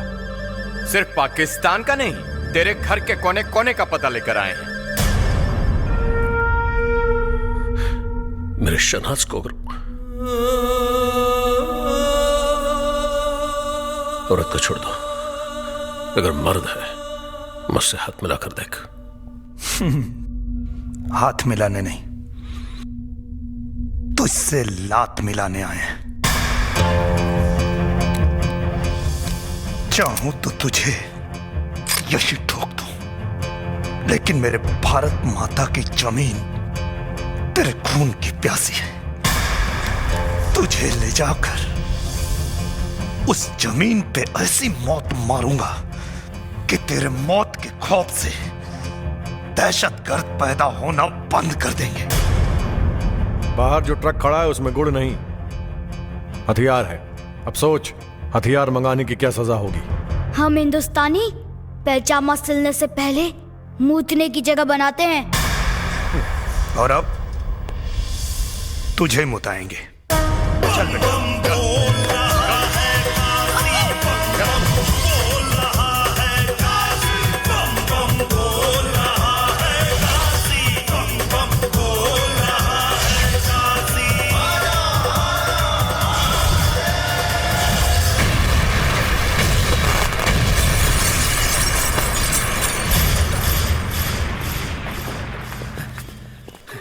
अबे फोन उठा मच्छर जात। हमारी शहनाज को कुछ नहीं होना चाहिए। अरे बेगम साहिबा, आप बेफिक्र रहिए, शहनाज को कुछ नहीं होगा। हम उसके अब्बू है ना, कुछ नहीं होगा उसे। हम आपकी सियासत पर अपनी बेटी की कुर्बानी नहीं देंगे। सर, पाकिस्तान से phone sir. Hello, I am Choubey from Hindustan. अबे चौबे फ्रॉम हिंदुस्तान, तुमने ट्रक में हथियार भेज दिया? अरे हम तो यहाँ से गुड़ ही भेजे थे। अब पाकिस्तान की धरती में वो गुड़ अगर हथियार बन गया तो मैं क्या कर सकता हूँ? तुम्हें तो दौड़ा दौड़ा के मारूंगा। पिछवाड़े में बम नहीं बांध दिया तो नाम बदल देना। धमकी नहीं। धमकी? हेलो, हमारे यहाँ 10 मरता है तो एक मुखिया पैदा होता है। हमारे यहाँ 100 मुखिया मरता है तो एक विधायक पैदा होता है। और अब आप खुद सोचिए कि कितने मादर डॉट डॉट मरे होंगे तब मैं एक मंत्री पैदा हुआ हूँ। सबको दौड़ा दौड़ा के ये लुधियाना से लेकर लाहौर तक नहीं भगाया ना, तो मेरा नाम भी हैदर अली नहीं। इस रूट की सभी लाइनें व्यस्त हैं। कृपया जब तक मामला सॉल्व ना हो जाए तब तक फोन ना करें। टीटी पू पापू टिन टिन टिटों। का भाई ले जीजा, कौनो प्रॉब्लम बा का? हाँ, पाकिस्तान के पिछवाड़ा फाट गई हो, तू सीए जाइबा।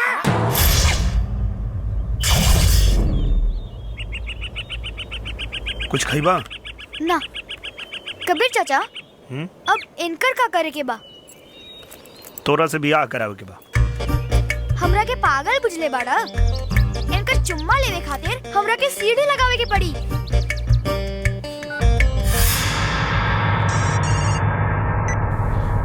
शहनाज, और दहेज में का मिली? शहनाज तुम्हारी आवाज खंडहर। ये कोई मामूली खंडहर नहीं, यहाँ का बहुत ही मशहूर वज्रस्थान का खंडहर है।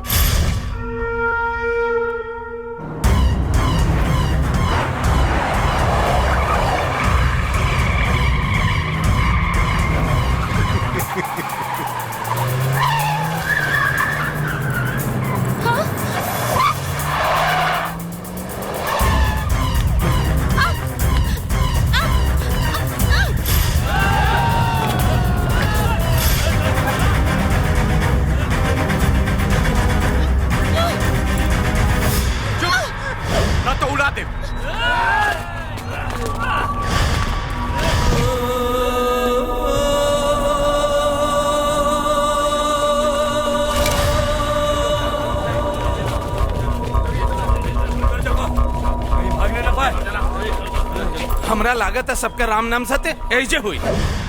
ये पाकिस्तान की जमीन, यहाँ पे राम का नहीं अल्लाह का नाम लो, तब शायद वो तुम्हारे गुनाह बख्श दे।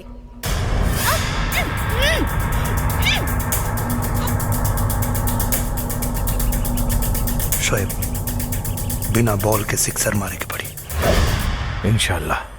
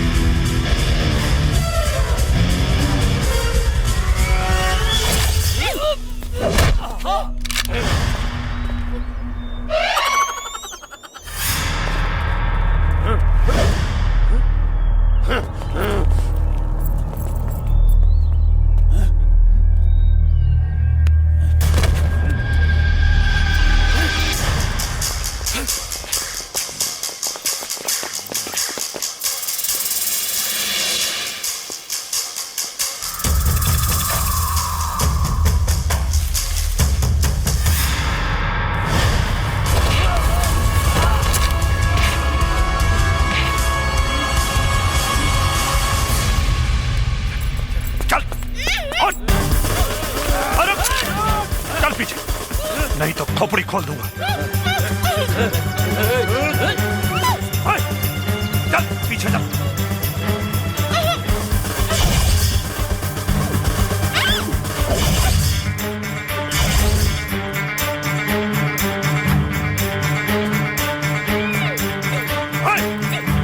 वो देखिए शहनाज वहां।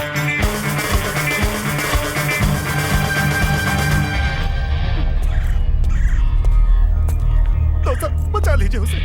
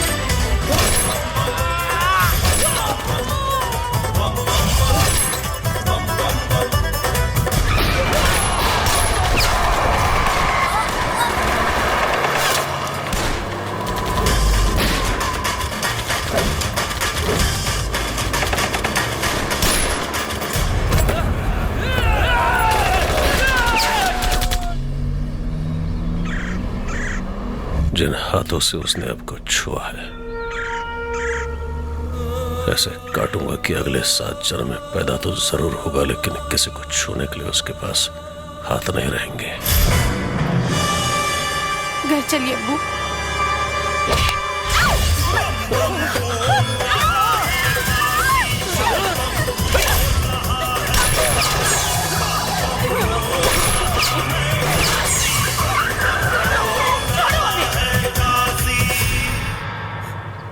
ऊपर वाला भी उसी का साथ देता है जो रमजान में राम और दिवाली में अली को देखता है।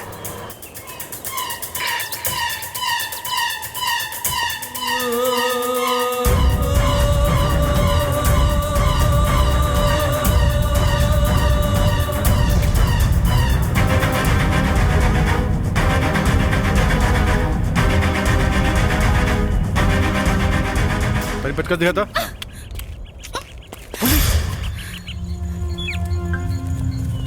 पुलिस बा, पुलिस। इनकी माँ का हमनी की पुलिस से कुछ लेवे देवे के नहीं के। हमनी के टारगेट के और बात। चलो यहाँ से, चला। चलो तू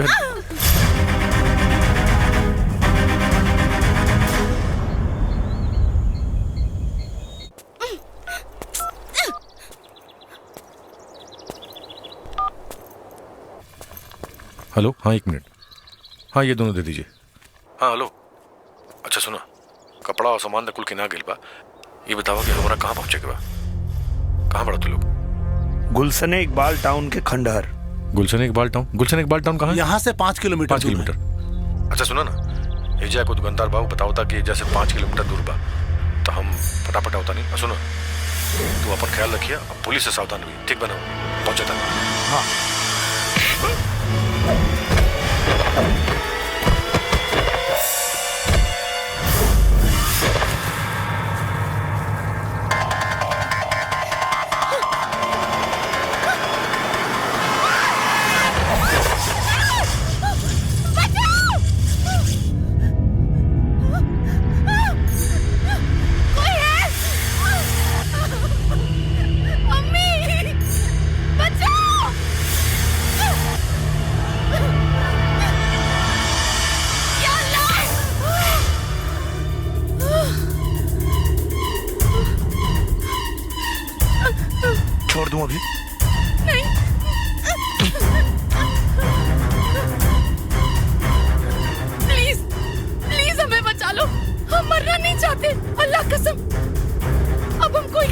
करेंगे।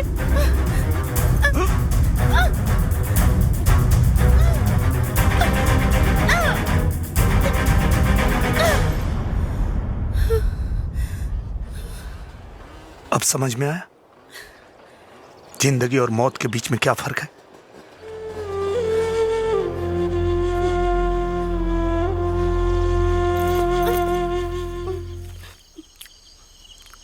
ना ना ना खाला खाला कुल तो वही खाला। हिंदुस्तान से तो नहीं सेवा खातिर आयल बानी पाकिस्तान हमनी के। दिल कराता दे दिए गोली, ये बोझ के ढोला से मिल जाओ छुट्टी।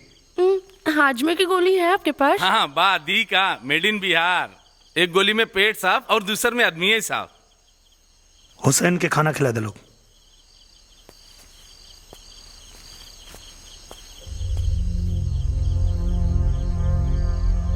कबीर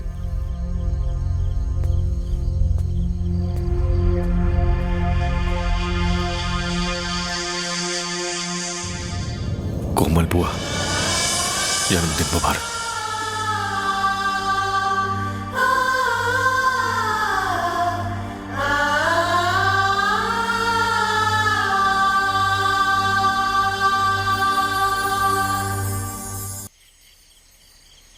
ये कोमल कौन है?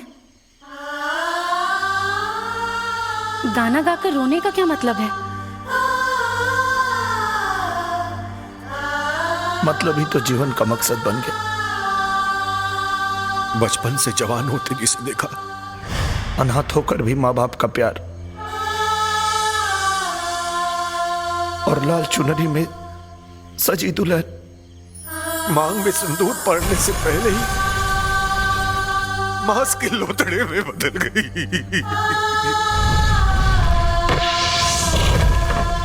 उसी का नाम था कोमल। लेकिन ये सब किसने किया? आपके अब्बू हैदर अली ने और आपके मंगेतर दाऊद हसन ने। नहीं नहीं, ये झूठ है। एक मिनट, आपके कहने से झूठ नहीं हो जाएगा। कागज में लिखे हुए सबूत दस्तावेजों की तरह होते हैं जो सच कहते हैं, झूठ बयान नहीं करते।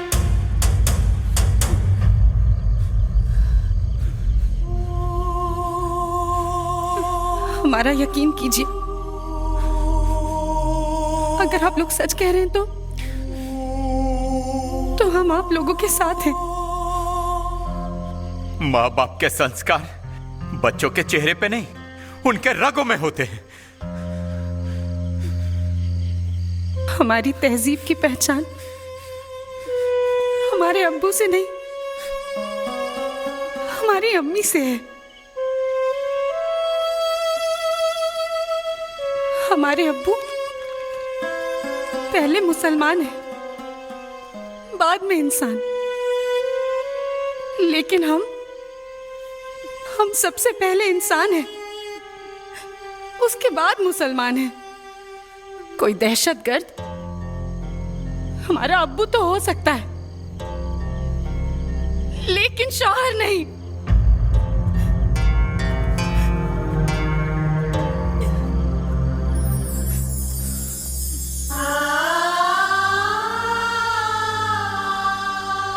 हमारे यहां औरत को देवी का दर्जा दिया जाता है।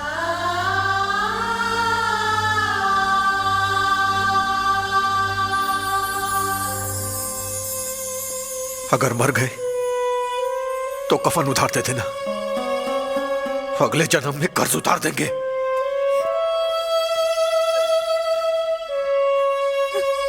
हमारा फैसला बदल गया तो अब उस दिन बदलना जिस दिन हैदर अली और दाऊद हसन से मजबूत हाथों में मिल जाए।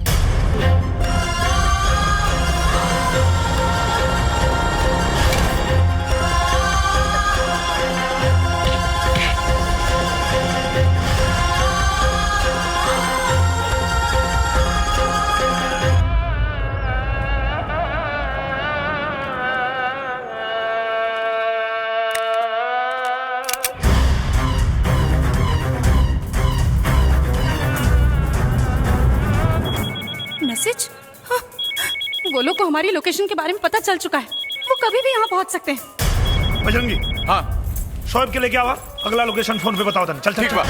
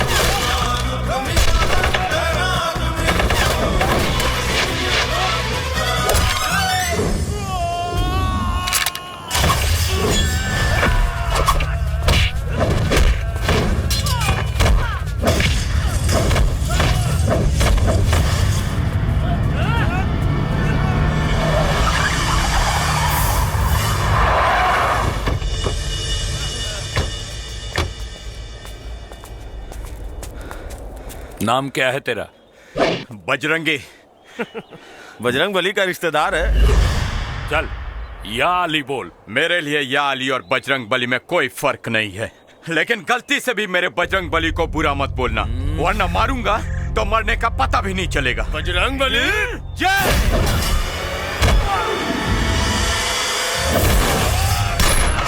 या अली, जय बजरंग बली।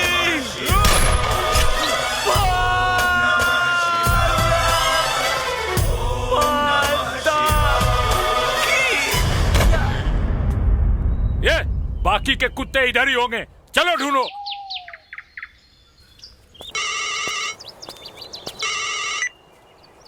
हाँ शोएब। हाँ बस पहुंचे। हेलो शोएब। हेलो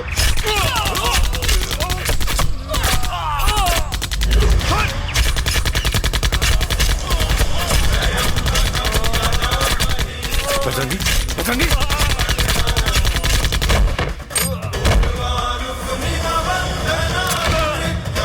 बजरंगी, बजरंगी।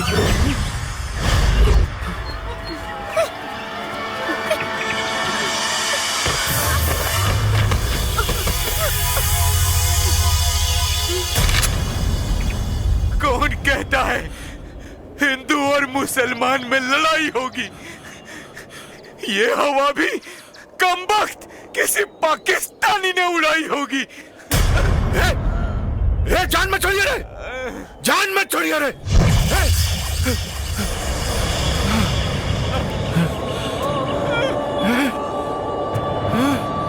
बजरंगी, बजरंगी, बजरंगी उठना रे।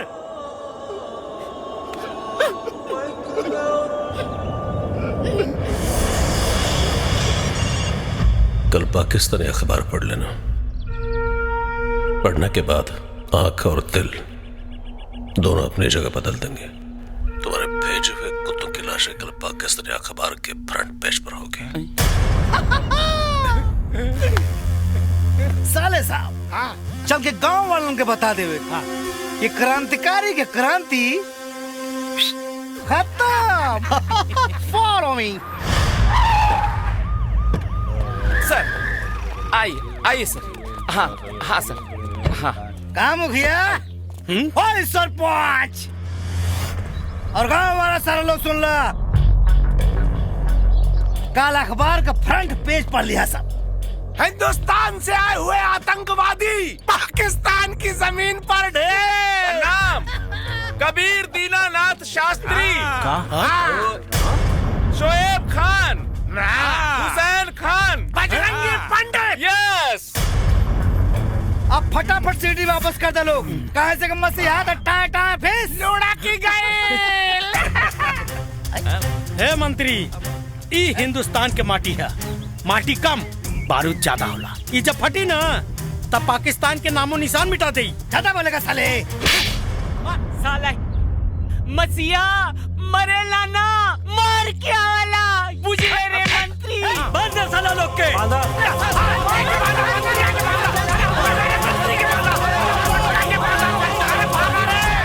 यहाँ के ला जनता की असली ताकत। सब अब सारे तो लोगों के मर्द ध्वंस विध्वंस हो जाई। मंत्री मुखिया जी, हमर कबीर आ शोएब न जाने पाकिस्तान में कौन हालत में हुई लोग। सरपंच चाचा, ये हमार मन के विश्वास कहता कि वो लोग जरूर लौट के आई, काहे से कि बाबा विश्वनाथ की नगरी की माटी पाकिस्तान के चांद पर अगर गलती से भी पड़ जाए ना, तो ओकर दामन से हमेशा से दाग निकाल दी।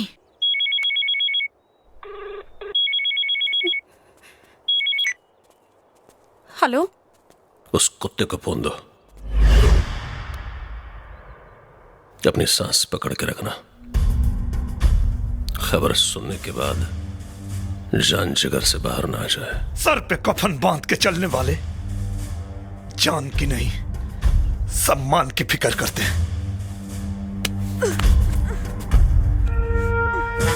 कबीर चाचा, तू चिंता मत करिए, हमार चियल इतना जरूरी नहीं है जितना आकर मरल जरूरी। बदन के किले के पास पहुंच जाना, पता चलेगा कि असली मर्द की पहचान क्या होती है। आ रहा हूं।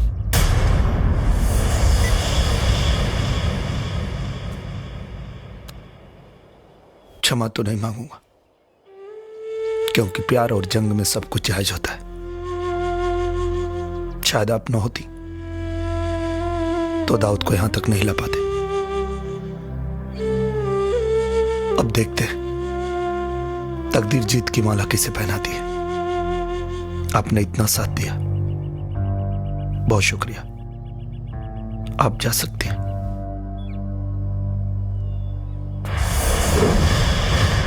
कबीर, बदनसीबी का दाग लेकर जो हाथ अब्बू और दाऊद हसन से भी ज्यादा मजबूत लगा, उसका सहारा भी नहीं मिल पाया। सहारा बनकर भी क्या कर लेंगे जब दुनिया में वही नहीं है जो हमारी दुल्हन को देखना चाहती थी। आगे क्या होगा ये तो हमें नहीं पता, लेकिन अगर उससे मिलने का मौका मिला तो जरूर देखेंगे। वो कितनी खूबसूरत थी कि उसके लिए एक आदमी सरहद पार कर गया। हिंदुस्तानी हाथ है, एक बार पकड़ लिया तो 7 जन्म नहीं छोड़ता है।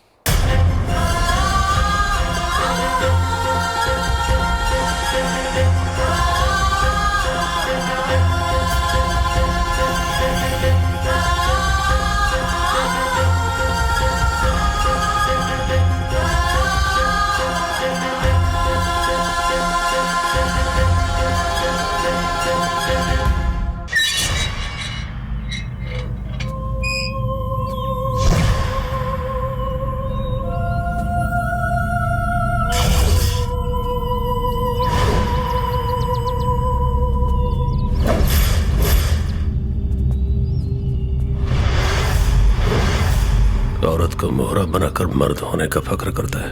औरत को मर्द मोहरा बनाता है तो बच्चे को मोहरा बनाने वाला ही होता है।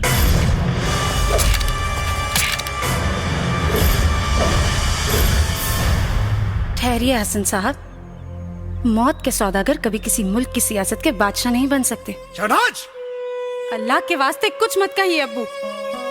आपकी असलियत जानने के बाद हमारा भ्रम टूट चुका है कि हमारे अब्बू एक नेक इंसान है। आप तो एक दहशतगर्द हैं। ये ज़बान तेरी नहीं, इस काफिर की है। शहनाज, इसके बदन का खून आपके पैर का महावर बनेगा। फिर लगा दीजिए आप अपनी पूरी ताकत इन्हें मारने में, और हम अपनी पूरी ताकत लगाएंगे इनकी जान बचाने में। मुराद लड़के,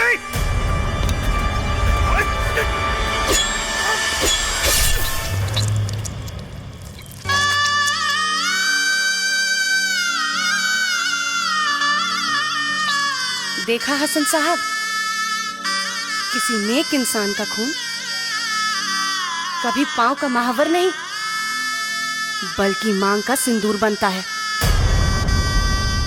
अब दहेज में कफन भी तैयार रखना शहनाज। दहेज में कफन नहीं दाऊद हसन, पूरा पाकिस्तान लेके जाऊंगा।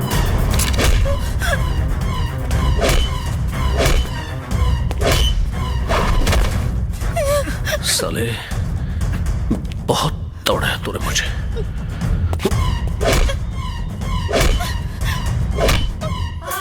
मार दाऊद हसन और मार।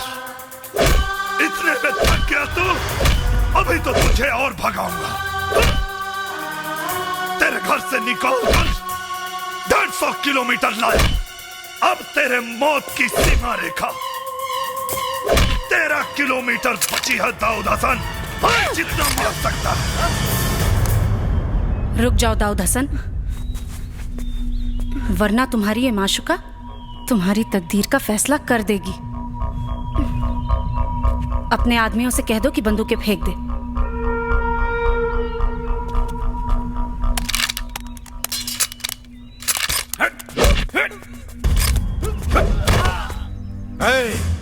दाऊद हसन, इसने तेरी माशुका को उठा के दुल्हन बना लिया।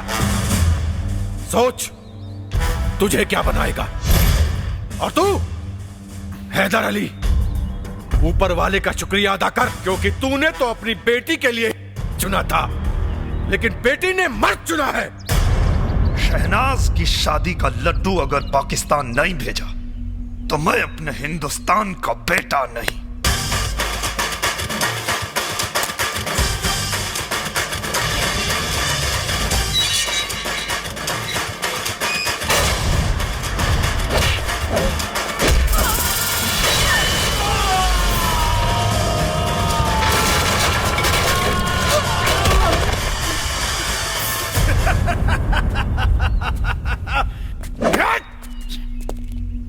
एक अदना सा वो काफिर हिंदुस्तानी हमें ये बता गया कि जिसे हमने शेर समझा था मर्द, वो यकीनन गीदड़ है। गीदड़, हट! गीदड़।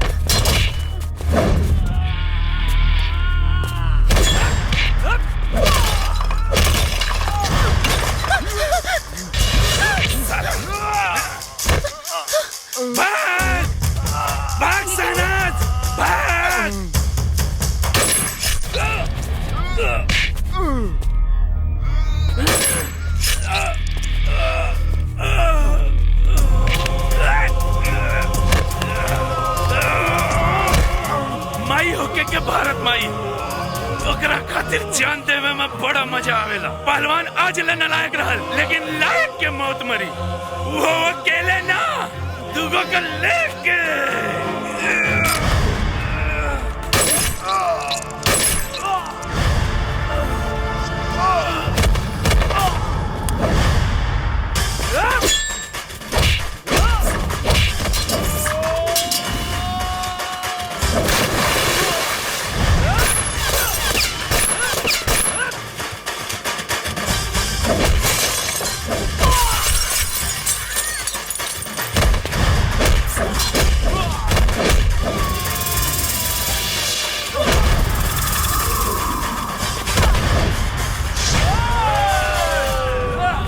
आजा।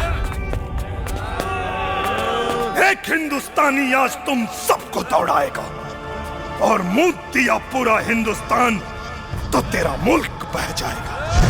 शंखनाद है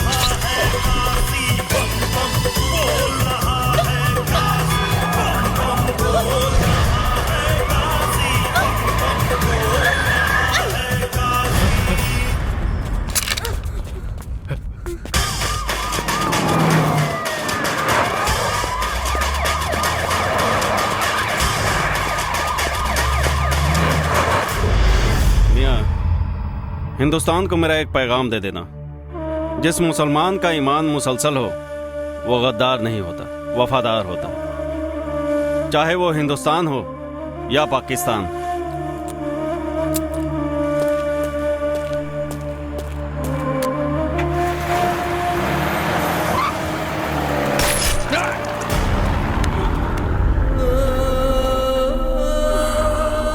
कुत्ता साला, मुझे मालूम था वतन के साथ तो गद्दारी करेगा। तुम्हारी भी ताबूत में कील ठोक दी है हमने।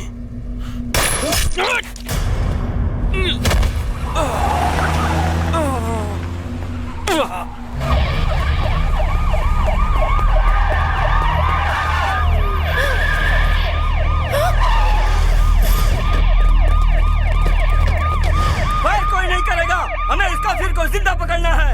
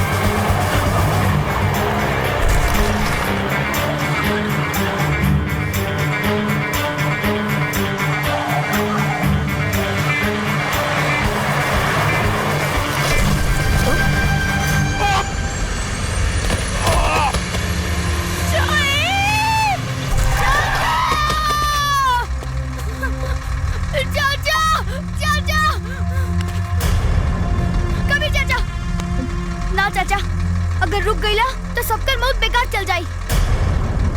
शोएब चाचा, बजरंगी चाचा की क्रिया याद करा, अम्मी अबू के, कोमल बुआ के, हमनी के जियल से ज्यादा अगर मरल जरूरी बा। मारो चाचा, मारो।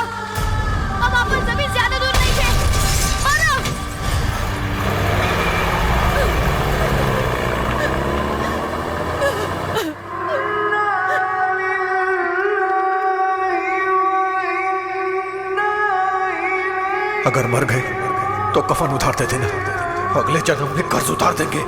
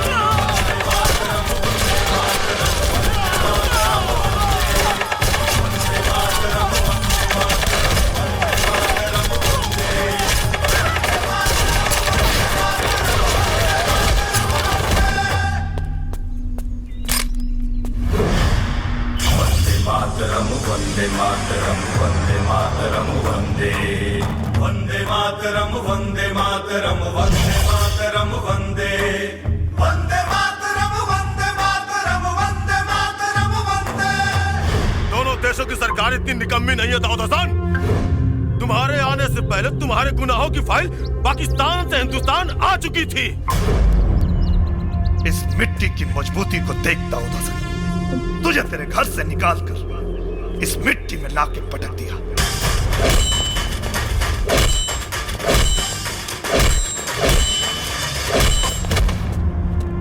इन कदमों को देख दाऊद हसन, तुझे पता चलेगा कि बेटे की जगह हमेशा बाप के पैरों में होती है।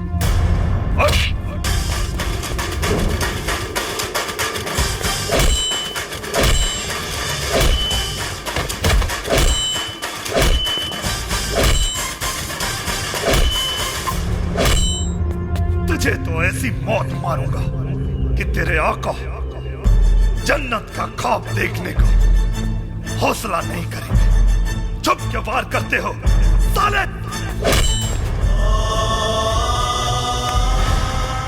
जब बर्दाश्त कहे कि अब बर्दाश्त नहीं होता तो कोई हिंदुस्तानी कभी किसी से परास्त नहीं होता।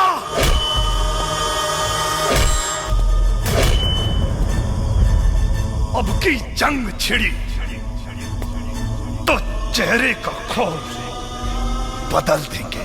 इतिहास की क्या औकात है, पूरा भूगोल बदल देंगे। लाहौर से गुजरेगी गंगा, इस्लामाबाद की छाती पे फहराएगा तिरंगा। रावलपिंडी से कराची तक सब कुछ गर्क हो जाएगा। सदियों सदियों तक तेरे जैसा शैतान नहीं होगा। कश्मीर तो होगा लेकिन पाकिस्तान नहीं होगा।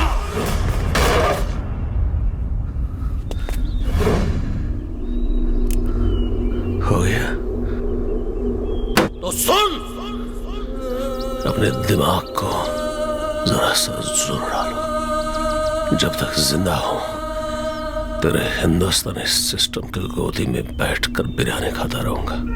दाऊद हसन, हम फिर से ना वो गलती दोहराएंगे और ना ही किसी आतंकवादी को बिरयानी खिलाएंगे।